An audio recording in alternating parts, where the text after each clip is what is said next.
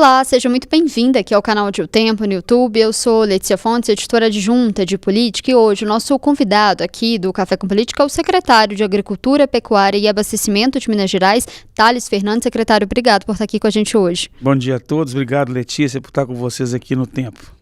Secretário, eu queria começar falando de um assunto que impactou e tem sido bastante discutido, que é a questão do tarifaço e o impacto disso no agro mineiro. Tem agora, com essa queda, perspectiva com a queda ali das taxas do café e da carne, aos produtos mineiros, qual que é a expectativa em relação a isso? Bom, desde que os Estados Unidos nos impôs essas tarifas, né, em julho, né, isso realmente de forma muito significativa impactou sim essas commodities que a gente trabalha, principalmente o café e a carne e as frutas. Minas Gerais teve um impacto sim, mas há de se entender que uma coisa é o comércio com os Estados Unidos, a exportação para os Estados Unidos. Nós somos o terceiro estado em mais exportar para os Estados Unidos do Brasil, e o café tem um protagonismo fortíssimo. Para você ter ideia, 35% do café que os americanos bebem hoje vem do Brasil. 77% do que se exporta de café do Brasil vem de Minas Gerais. Então, não tem como isso não nos impactar. Até o momento, quando nós estávamos com a tarifa de 50% e os outros países que competem conosco nas exportações, que seria aí a Colômbia, Vietnã, Honduras, Costa Rica, né, estavam com 10%, tudo bem. Agora eles perderam, eles estão com a tarifa zero, porque tirou a taxa básica, eles ficaram zerados, e nós com 40%. Você fala, mas pode ter uma diferença, que antes era 10 e 40, mas é diferente quando é zerado, né? Então, assim, as importações, as exportações para os Estados Unidos, realmente, elas tiveram uma queda considerável, principalmente do café, da carne, das frutas, foi a cadeia que mais sentiu. Em torno da carne, 93%. A gente praticamente parou de exportar para os Estados Unidos. Eles estão querendo fortalecer lá a pecuária deles. E o café, nós tivemos uma redução de 11% na questão de valores e em torno de 30% na questão de embarques. Mas o que acontece? O mercado ele se ajeita, não tem como. Então, novos mercados, nós estamos buscando novos mercados. Eu ia perguntar justamente isso. Quais mercados que vocês buscaram? No caso do café, nós temos buscado o mercado asiático, nós temos buscado a China, a Índia, né? A própria Alemanha e a Itália aumentaram o consumo, e por incrível que pareça, do ano passado para esse ano, as exportações geral do café mineiro aumentaram, sim, os valores. Eu posso te falar que nós aumentamos em torno até de 24%, porque nós achamos outros meios. A falta de café no mundo é uma realidade.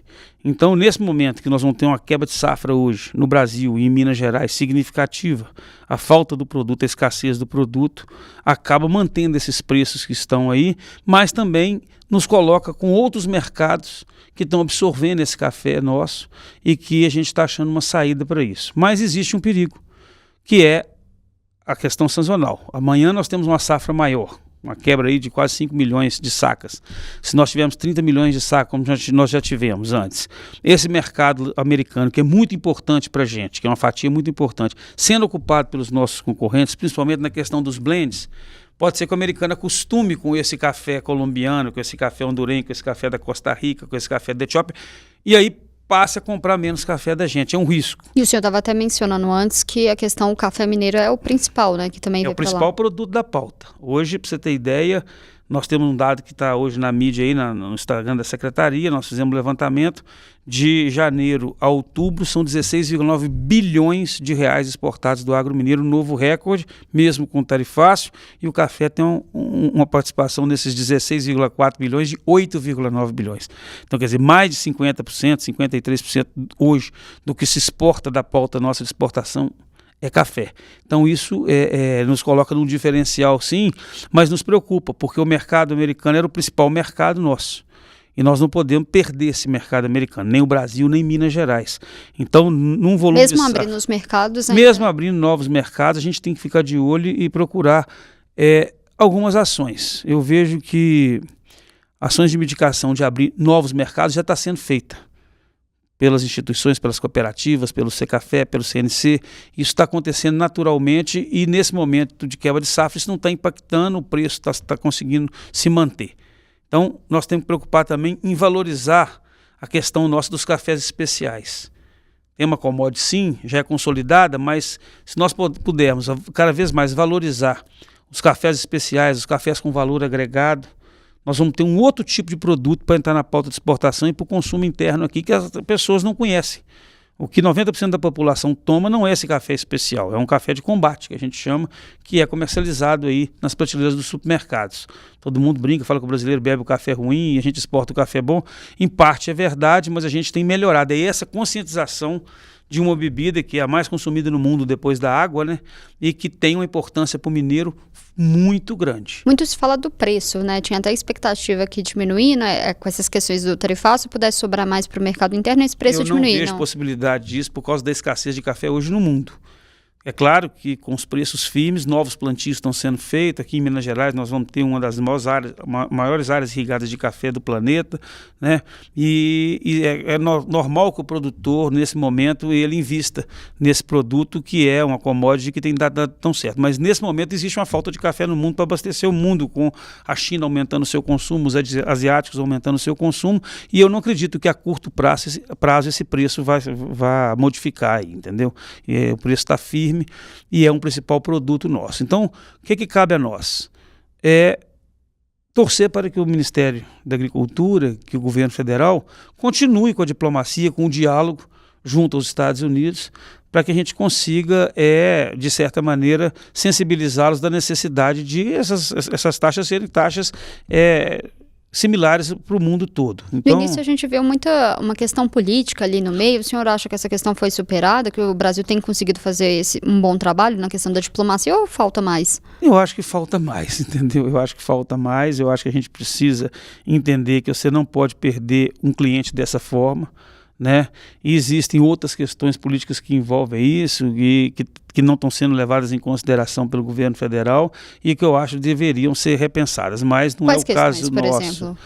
A questão do BRICS, por exemplo, do presidente Lula insistir que a moeda americana não seja moeda da questão do BRICS, eu acho que isso aí impacta de certa forma também. Mas o que impactou para ele poder cortar esses 10% foi exatamente a alta do preço lá no mercado interno dos Estados Unidos. Para cada $1 que a gente manda de café para os Estados Unidos, isso gera $25 dentro do PIB americano. Então movimenta, porque o café nosso vai em commodity, depois ele é torrado, ele é moído, ele é vendido nas cafeterias, ele triplica, quadriplica, quintuplica de preço. Então eu vejo que precisamos continuar tendo essa conversa diplomática para a gente poder ter esse mercado de volta, porque nesse momento de escassez, tudo bem, nós estamos conseguindo achar por outros mercados, mas na hora que a gente tiver com excesso, realmente aí sim pode ser que os preços caiam imediatamente aqui para o consumidor e o produtor não consiga fechar a conta do custo de produção, né? Eu mesmo já fui pego de surpresa, eu falava que quando o café chegasse a 120, 130 até $150, seria uma beleza para nós da agricultura. Hoje está muito mais do que isso e está se mantendo. E um bom momento o produtor que está capitalizado também, apesar das dificuldades hoje com a questão das taxas de juros, ele renovar o seu parque cafeeiro, investir mais na sua lavoura, né? Ter uma condição de ter uma previsibilidade de produção mais para frente. Na questão da carne é um pouco mais complexa, porque o mercado americano tem a produção deles lá, que não é uma produção que sustenta os Estados Unidos, mas eles estão, os próprios produtores americanos, os pecuaristas, estão pressionando o governo para mais subsídio, apoiar mais a pecuária interna, para ser menos dependente do Brasil, da Austrália e de outros países que produzem. Então esses embarques, mas também achamos saídas importantes como o mercado do Egito, Arábia Saudita, México e a própria China, né? Você vai falar sempre boi China, né? Que continua comprando muito da gente e está equilibrando a questão hoje do preço da arroba, que tem até subido, né, nesse final de ano, nesse período agora de transição da seca para as águas. A gente tem visto uma negociação entre o Marco Rubio e o Mauro Vieira. O senhor acha que o Brasil consegue avançar mais do que já conseguiu nessa negociação? Eu torço para que avance mais. Pode ter certeza que eu torço para que avance mais e eu acho que está em boas mãos. Eu acho que o caminho é esse, é continuar sempre o diálogo e mostrar a sustentabilidade que existe aqui no Brasil. Nós estamos fazendo uma COP aqui no Brasil, que esse café é produzido principalmente em Minas Gerais. Nós temos aí em torno de 150 mil produtores que produzem café, 1,4 milhões de hectares, e a plataforma Selo Verde mostra que nós temos um café altamente sustentável. Nós temos um excedente de reserva legal de mais de 370 mil hectares e 99% desses cafeicultores não desmatam sequer uma árvore desde 2008. Isso é muito importante. Essa plataforma está no site do IEF, ela é pública, é só colocar o carro lá e entrar. Ela te dá toda uma fotografia da propriedade, sai um nada consta de tudo que está sendo feito dentro da sustentabilidade nessa propriedade, reserva legal, APP, nascentes, e mostra, principalmente para o mercado europeu, que é muito exigente, que termina no final do ano agora, o prazo que deu para as exigências de mostrar que a gente não está desmatando para produzir, e tem uma série de produtos, o café está incluído, né, que a gente está produzindo aqui em Minas com sustentabilidade. São Paulo e outros estados estão, principalmente Espírito Santo, tem trabalhado em conjunto conosco para essa plataforma, para a gente mostrar que esse café desses principais estados, que são detentores aí de quase 90% do café que é produzido no Brasil, possa ser enxergado lá fora como um café que realmente é plantado para fixar carbono, regenera, é um café que gera emprego e que batalha para poder acabar com essa peste de trabalho escravo, né, que a gente sabe que é muito ruim dentro da agricultura, que não é correto. Quem faz isso não nos representa, não é realmente o verdadeiro agricultor. Existem leis e as leis têm que ser cumpridas, mas mostrar lá para fora o que nós fazemos aqui, que é a agricultura mais sustentável do planeta. Falando sobre essa questão do agro de Minas, né, o agro tem crescido e ultrapassou inclusive as exportações da mineração. Por que isso tem ocorrido? Esse cenário é positivo e tem expectativa que essa expansão continue? Olha, o agro em Minas, ele vem numa crescente muito forte. O nosso governo, o governador Romeu Zema, nosso vice-governador Matheus Simões, tem dado todo o apoio à Secretaria da Agricultura. Nessa gestão, para você ter ideia, nós vamos conseguir fazer concurso para o IMA, para a Emater, para a EPAMIG, né? Para a EPAMIG, 50 milhões em investimentos para pesquisa aplicada todo ano. No IMA foram mais de 70 milhões para poder retirar a vacinação contra a febre aftosa, que é um marco, mais de 60 anos que nós lutávamos como isso. E a nossa Emater, nós já estamos em 830 municípios, é um exemplo de extensão rural no Brasil, né? E as empresas estão indo muito bem, com a saúde financeira muito boa, e aí a gente tem isso reverberando em outras áreas, né? Nós temos um trabalho muito próximo com a Federação da Agricultura, junto com o Senar também, para apoiar pequenos agricultores. Em Minas Gerais, 90% das suas propriedades são pequenas propriedades, até 4 módulos rurais. Então isso é muito representativo, e quando você fala em termos de cooperativismo, isso é muito forte. Então não só a questão das commodities, mas os produtos de valor agregado, que você pode ver, o queijo foi indicado como patrimônio cultural e material da humanidade, né? Nós temos azeite, nós temos vinho, nós temos cachaça. Tudo isso, essa junção desse momento que eu enxergo que já acontecia e que nosso governo a gente conseguiu potencializar mais, facilitando. Aprovamos 11 projetos de lei na Assembleia, onde todos esses projetos são para poder simplificar a vida de quem produz, principalmente na agricultura, contribuem, e o produtor, o agricultor, que é o principal protagonista disso, para que esse resultado venha. Resultado de hoje, 16,9 bilhões de janeiro a outubro, nos 10 meses. Se nós continuarmos com 1,8 bilhão por mês, nesses próximos 2 meses, nós com certeza vamos bater o recorde do ano passado e já continuamos à frente da mineração. Mas o grande responsável disso é a cultura do café. A cultura do café, para você ter ideia, desses 16,4 bilhões, ela representa 8,9 bilhões nesses 10 meses. Então, a pauta e a exportação do café e a valorização desse produto para nós mineiros é muito importante para o equilíbrio nosso. Isso é que impactou. 53% disso é o café. Então o café tem mantido essa pauta de exportação e os outros produtos têm chegado. O segundo colocado é o complexo soja. Nós temos hoje, nós somos já o 6º maior produtor de grãos do Brasil, com potencial para poder chegar em 5º breve. Temos novas áreas para abrir, temos a política da agricultura irrigada instalada em Minas Gerais, onde agora nós estamos trabalhando para todos os barramentos que forem para poder produzir alimentos, sejam reconhecidos como declaração de utilidade pública, uma parceria que nós estamos fazendo junto com a Secretaria de Meio Ambiente, porque Minas Gerais é a caixa d'água do Brasil. E nós só temos 17% da nossa área produtiva irrigada, é muito pouco, né? Nós temos o Baixio de Irecê hoje como o maior complexo de irrigação que tem para o pivô hoje na América do Sul. Já foi a região nossa de Unai, Paracatu, Formoso, João Pinheiro, e a gente tem que potencializar isso, principalmente nessa época de chuva, para a gente poder armazenar água e fazer 1, 2, 3 safras sem abrir novas áreas, né? respeitando o meio ambiente, cultivando, mas matando a fome. O único país do mundo que vai conseguir matar a fome nos próximos anos sem abrir novas áreas somos nós. E Minas Gerais, nesse contexto, tem muita força, porque depois da soja vem a cana-de-açúcar, que é o terceiro produto da pauta de exportação. Nós já somos o segundo maior produtor de açúcar e álcool hoje do Brasil, estamos atrás só de São Paulo, já passamos Goiás, né? Um complexo muito organizado, é um setor empresarial muito forte, as usinas, com muita sustentabilidade, né? Usando o bagaço para produzir energia elétrica, com produção de biometano, sem falar no álcool, né? Que é um produto altamente sustentável, desde que você planta a cana, colhe a cana, ela rebrota, fixa carbono, já faz um produto que é renovável, né? Um combustível renovável, isso é fantástico. E depois vem a proteína animal, que é boi, frango, aves, que nós também temos uma força muito grande. Os insumos florestais, nós somos a maior área de floresta cultivada hoje do Brasil, com 2,3 milhões de hectares, está em Minas Gerais, área de eucalipto plantado e florestas plantadas.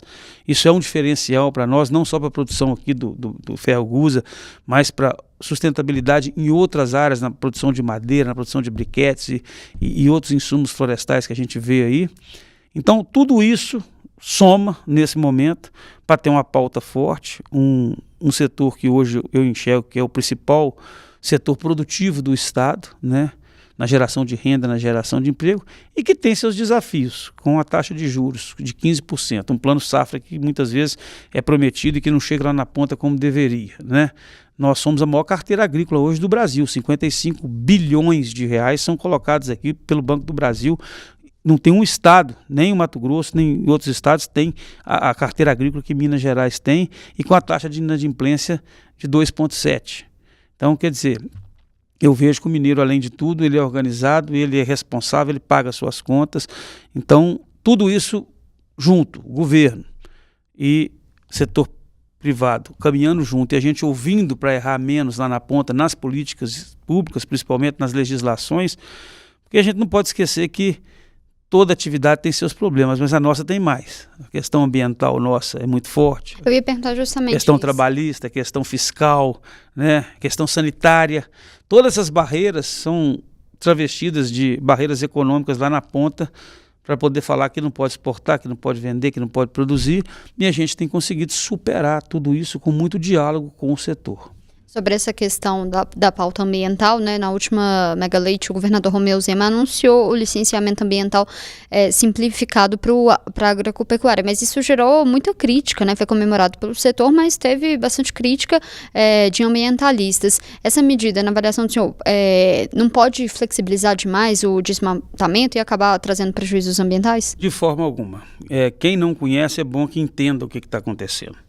O que foi feito quando fez a votação da deliberação normativa do Copan e que nós retiramos o licenciamento, a necessidade de licenciamento ambiental até 1.000 hectares, são de áreas antropizadas, são de áreas que já são formadas. Nós, quando tivemos cuidado de, junto com a SEMAD, discutir esse assunto, nós ouvimos todo o setor. Nós temos hoje, principalmente no norte de Minas, uma pecuária de corte muito forte. É uma região que tem baixo regime pluviométrico, chove pouco, e que a característica dela naquela região é a pecuária de corte. Por que uma propriedade rural, que já tem os seus pastos formados, já tem a sua reserva legal, seus 20% de reserva legal averbado, as suas nascentes cercadas, as suas APPs protegidas, tem que se licenciar para utilizar uma área que já é utilizada há décadas pelos antepassados, pelos bisavós, tataravós, pelo proprietário? O que nós estamos falando aqui são de áreas antropizadas. Por que cobrar licença ambiental para você plantar milho e soja ou sorgo numa área que você já cultiva, que faz parte da área da sua propriedade? Nós não estamos falando aqui de abrir novas áreas. Existe uma confusão, fala assim, até 1.000 hectares que vai desmatar. Não, 1.000 hectares não, é o que já está pronto.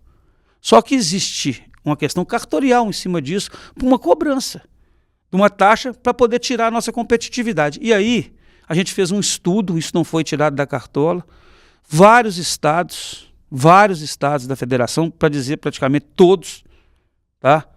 Não faz essa cobrança dessa forma e nos deixa menos competitivo. Então, assim, o que acontece? Foi uma discussão muito bem pautada, onde não existe impacto ambiental nesse momento porque são áreas já que estão produzindo, são áreas já antropizadas. 90% dessas áreas, eu diria que são pastagens hoje, que podem inclusive ser utilizadas para cultivo de primeira safra e depois plantar pastagem de novo e corrigir essas pastagens degradadas para poder fixar mais carbono, para poder fazer o balanço corretamente e para gerar renda e gerar emprego. Então o que nós fizemos foi simplesmente fazer o que Goiás faz, o que Mato Grosso faz, o que o Paraná faz, o que Santa Catarina faz, o que o Rio Grande do Sul faz, que já acontece há muitos anos. Acima de 1.000 hectares, continua a exigência, continua a rima, continua toda essa questão, mas áreas já prontas, porque você tem que pagar taxa anual de licenciamento dessas áreas, sem necessidade de que você não está limpando, você não está abrindo novas áreas. É isso que a população tem que entender. Não está havendo uma flexibilização para ter desmatamento. Uma dúvida que eu fiquei é se essa flexibilização, isso não pode acabar prejudicando conseguir o certificado de produtos verdes? De forma alguma. Isso é totalmente legal.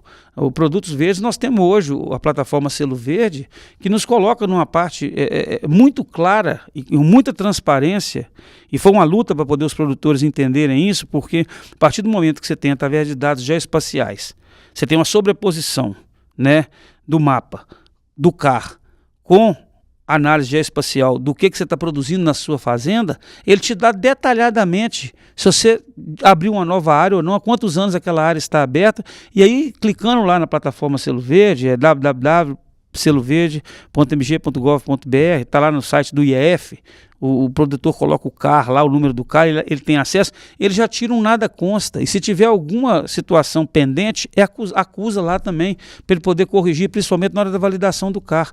Então eu vejo que isso aí é uma retórica passada, de pessoas que infelizmente, não conhecem o que está acontecendo na realidade, e nos deixa menos competitivos no mercado nacional e no mercado internacional. Nós não estamos querendo abrir novas áreas, nós queremos irrigar as áreas que existem, nós queremos fazer o controle dos produtos que são aplicados lá, que Minas Gerais hoje tem 27% da fiscalização do uso e comércio de agrotóxicos, está em Minas Gerais, quase 30% que se fiscaliza no Brasil está em Minas Gerais. Nós estamos abrindo possibilidades para sistemas agroalimentares mais sustentáveis com essa plataforma Selo Verde e dando condição para o produtor realmente mostrar o que ele faz, porque quem preserva realmente é o produtor, que é o dono daquela área. Por que tem essa... muita gente coloca o agro como inimigo do meio ambiente, o vilão, isso tem fundamento? Por que isso acontece? Fundamento nenhum. Isso aí é de pessoas que não conhecem a realidade de quem se produz. Vou te dar um exemplo, você tem um hotel, você tem 100 quartos. Você vai ter que deixar 20 quartos fechados, 20% dos seus quartos fechados para atender uma exigência, uma norma. Nós é que preservamos. Essa área fechada, nós não recebemos um centavo até hoje. Existem políticas que já estão procurando remunerar o agricultor por ele ser o guardião da floresta, das áreas verdes. Existem, ainda não estão funcionando. Em Minas Gerais nós não temos isso ainda. Então, às custas dele, ele mantém a reserva legal aqui, que é 20, mas em outro bioma é maior, no bioma amazônico maior ainda, tá?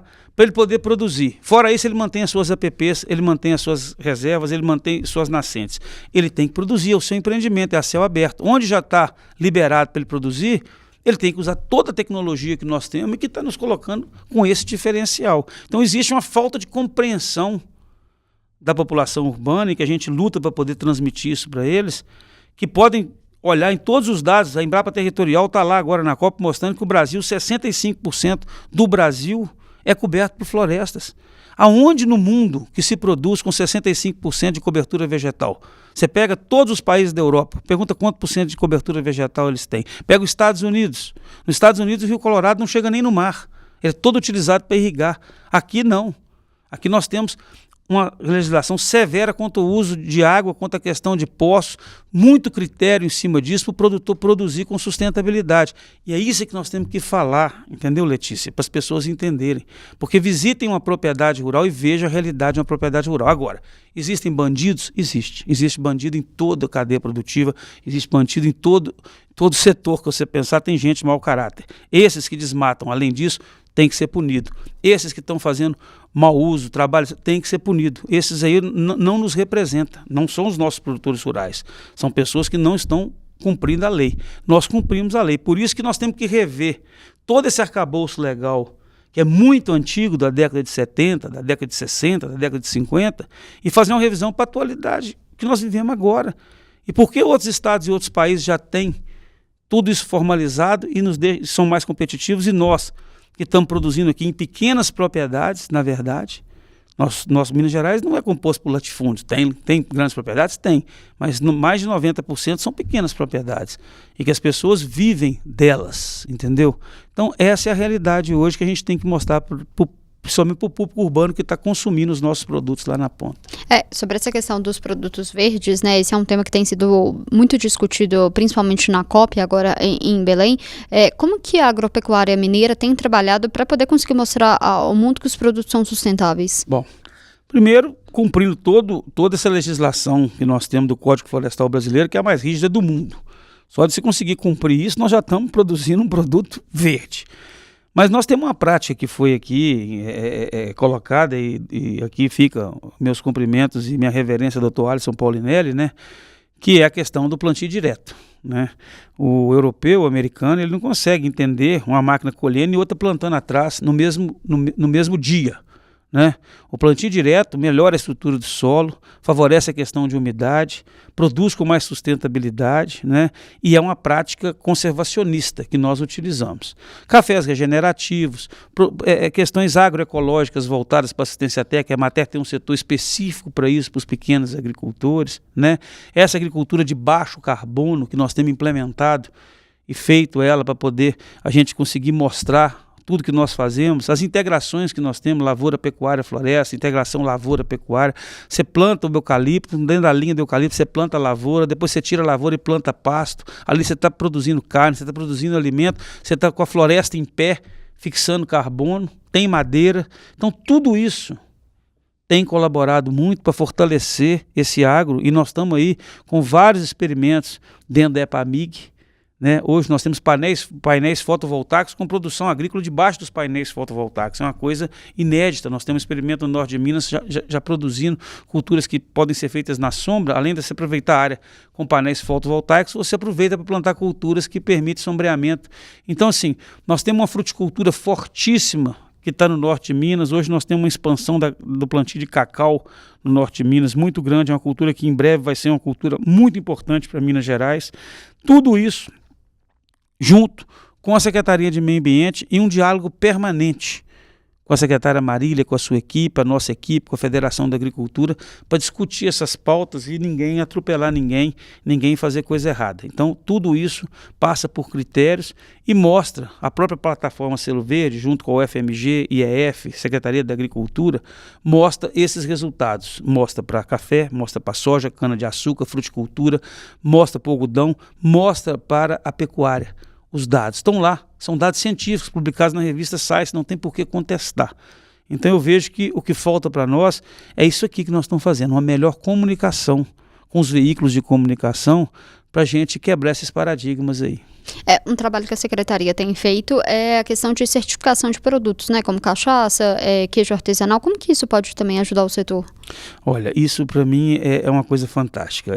A inspeção animal e vegetal e a certificação dos produtos de origem vegetal e animal, elas é que vão abrir assim, todo esse caminho para esses produtos de valor agregado. Pra você ter ideia, em 2019, quando nós assumimos o governo, tinha um município, que era Uberlândia, que podia vender os seus produtos para fora do estado. Produtos que eu digo queijo, eu digo ovos, eu digo mel, embutidos, carne, produtos de origem animal. Só Uberlândia. Em 2020, Araguari habilitou-se também e pôde vender. Hoje nós já temos 426 municípios, através dos consórcios em parceria com a AMM, podendo já comercializar os seus produtos de origem animal para fora do estado. O serviço de inspeção hoje municipal é uma realidade dentro dos municípios. A gente atalha muito quando você faz as coisas lá no município com o apoio da prefeitura, e nós somos um exemplo em consórcios no Brasil. Já são mais de 17 consórcios de inspeção que nós temos em Minas Gerais e que puderam viabilizar e facilitar que esse produtor saia da clandestinidade, que ele consiga trabalhar com mercados institucionais como o PNAE, como o PAA, que ele consiga crédito. A regularização fundiária é um programa fantástico nosso também da Secretaria, que veio para poder somar a esse programa, e aí a pessoa passa a existir, porque ele passa a poder comercializar o seu produto para grandes redes de supermercado, ele passa a ter previsibilidade, ele passa a ter escala, ele sai da mão do atravessador, que comprava o queijinho dele por 14, 15 reais e vendia por 60, ele mesmo vende o queijo dele. Ele mesmo vende a cachaça dele. Ontem nós lançamos aqui, lá na CDL, à noite, o governador Romeu Zema assinou o decreto que regulamenta o nosso serviço de inspeção vegetal no escopo cachaça. Nós, no Rio Grande do Sul, só fazíamos isso através do vinho e da cachaça em portaria de delegação de competência do Ministério da Agricultura. Hoje, Minas Gerais já tem autonomia em cima disso. Nós somos, da cachaça, as pessoas não sabem, nós já somos o segundo maior exportador de cachaça do Brasil, perdendo para São Paulo, porque não tem como você concorrer com aquela Pirassununga lá, aquela cachaça industrial. Mas a nossa é artesanal. Então, tudo isso hoje tem somado trabalho de pesquisa, extensão e defesa, para lá na ponta produzir vinho de qualidade, azeite de qualidade, né, o nosso queijo, que eu nem falo mais, né, e outros produtos como os cafés especiais, e a certificação é a segurança alimentar. Você viu aí recentemente o problema com metanol, né, na cachaça, nas bebidas, quer dizer, na cachaça não, nas bebidas destiladas. E isso aí, para a gente aqui, nós hoje temos um aparato todo de fiscalização, damos um exemplo para o Brasil no trabalho que nós fazemos com esse produto emblemático nosso, que é a cachaça. Então, é por aí que nós temos que partir. O consumidor tem que enxergar, porque os hábitos alimentares mudaram, né? A verdade é essa. Hoje, uma criança de 4, 5 anos abre uma geladeira e olha o prazo de validade, olha a tabela nutricional, olha de onde que veio, e você tem uma rastreabilidade, saber quem produz, a sanidade daquela questão daquele alimento, né? E que aquilo ali está gerando renda e emprego também para aquela região e deixando a questão socioeconômica local melhor, é toda uma cadeia, eu falo que é um círculo virtuoso, que a gente tem que continuar fazendo isso. E nós sabemos fazer isso muito bem, porque nós temos hoje uma gastronomia e um turismo muito pujante em Minas Gerais. Nós subimos muito no ranking do turismo, somos aí, se não me engano, hoje o primeiro estado em que nós temos aí os pontos turísticos visitados e os turistas vindo para cá. Por quê? Por causa da nossa comida, por causa da nossa cachaça, por causa do nosso queijo e da beleza natural que nós temos. Então tudo isso unido está dando esse volume e essa força que nós temos hoje no agro em Minas Gerais. Secretário, já caminhando para o final, o senhor falou de muitas ações que a Secretaria tem feito, mas quais problemas ainda não conseguiram ser solucionados e que não necessariamente dependem do governo ou da Secretaria? Olha, eu até brinco e falo que o problema não acaba, né? Mas nós conseguimos sim sanear muita coisa na Secretaria. Nós estamos hoje com o programa de regularização fundiária muito atuante, vamos entregar em torno de 18 mil títulos, para você ter ideia, nas nossas duas gestões, dá uma média de 9 mil títulos, né, por gestão. Eu brinco, falo que quero chegar a 20 mil, a equipe fala que eu estou apertando muito, mas não vai ser difícil chegar a 20 mil não. Mas o último governo que antecedeu entregou 3.400 títulos e existia uma secretaria montada lá para isso, uma secretaria, nós temos hoje uma subsecretaria, né? A questão do PNAE, do PAA, que é o Programa Nacional de Alimentação Escolar, nós somos exemplo para o Brasil. Hoje nós estamos conversando aqui, 2 milhões de alunos já tomaram seu café da manhã, já estão almoçando nas escolas públicas com produto de qualidade fornecido por 20 mil produtores cadastrados na Emater, que tem assistência técnica, já sabe por quanto vai vender o seu produto e por quanto que vai receber. O mínimo constitucional desse tipo de modelo é em torno de 30% que teria que estar na merenda escolar desse alimento, nós estamos chegando mais de 40%. O PAA, para instituições sociais, nós já temos 17 milhões sendo investidos também para a agricultura familiar para fazer isso. O grande desafio que eu vejo hoje, realmente, para a agricultura mineira, são essas elevadas taxas de juros que nós temos, porque o agricultor precisa usar o capital, o grande agricultor principalmente, ele precisa e o pequeno também, mas com taxa de juros de 15%. Eu não vejo como ter liquidez e a gente conseguir rodar isso e alavancar. E a agricultura e a pecuária são tão fortes que elas sobrevivem mesmo sem isso. E o desafio maior é implementar essa política de agricultura irrigada. Nós temos 2 grandes projetos rodando em Minas Gerais, eu diria 3. Um é a transposição do Rio Picão em Bom Despacho. Nós vamos tirar a água do São Francisco, jogar na calha do Picão, para poder usar e irrigar uma área de 15 mil hectares naquela região e ajudar a resolver o problema de abastecimento de água de Bom Despacho. Esse nós já lançamos, a Codege está lançando a modelagem, já foram investidos 12 milhões só na modelagem e assim que ano que vem, em julho, o cronograma terminar, nós vamos tentar lançar isso na B3, assim como nós fizemos com o Jequitaí. Lá no norte de Minas, né, a represa de Congonhas também vai potencializar em torno de mais 10 a 15 mil hectares. Outra modelagem, 16 milhões que nós colocamos também para poder a gente fazer um grande barramento naquela região que vai resolver parcialmente a questão do abastecimento de água no Rio Verde Grande e Montes Claros, mas que vai abrir novas áreas de irrigação. E o Jaíba, que é a menina nossa dos olhos, para mim também um dos grandes desafios que nós temos, é a questão do Jaíba 3 e 4, que já está em negociação com a Codevasf para a gente poder fazer lá essa expansão de área, porque uma vez que o canal já passa lá, a gente tem um potencial muito grande de melhorar essa questão irrigada. Fora isso, o nosso produtor rural, esse que nos ouve aqui, ele está de parabéns pelo trabalho que está fazendo. A resiliência dele, a seriedade dele, o amor que ele tem pela terra. Minas Gerais tem essa característica, eu brinco e falo que nós somos uma grande fazenda a céu aberto, somos exemplo, né? Como que trabalhamos em cooperativismo, tem uma parceria muito forte com o sistema OSENG. Então tudo isso favorece hoje o agro mineiro para poder chegar nesse patamar que está chegando. E o diálogo constante que não pode parar, com a ajuda da Assembleia Legislativa na aprovação de projetos inovadores, com essa revisão dessas legislações antigas que hoje nos dificultam. Tudo isso leva para a gente um caminho que não tem volta, que é ser o maior produtor de alimentos do mundo, o Brasil, e Minas Gerais protagonista nisso, junto com a SEAP e as suas 3 vinculadas aqui em minha matéria para a MIG. E aí não posso deixar de agradecer o meu chefe, o governador Romeu Zema, e o vice-governador Matheus Simões, pelo apoio que tem dado incondicional ao agro em Minas Gerais para que isso tudo aconteça. Então, é nesse sentido que a gente pode caminhar com as parcerias, mas sempre ouvindo o setor para errar menos cada vez. Só uma última pergunta, o senhor não tem vontade de entrar na vida política e se candidatar? Não, não tenho vontade, não. Eu sou muito executor, não sou legislador e não tenho nenhuma pretensão de alçar cargo de deputado. Eu estou muito bem onde eu estou e quero continuar contribuindo lá como servidor público para que o agro de Minas continue crescendo.